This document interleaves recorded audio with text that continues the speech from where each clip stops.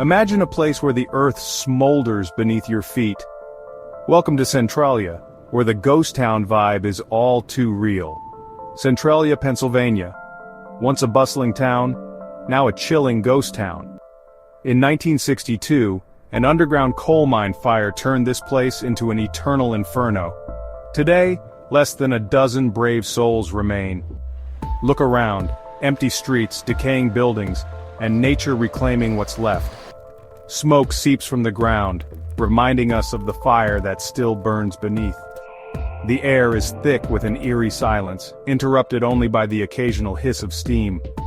Every step here tells a story of abandonment and resilience.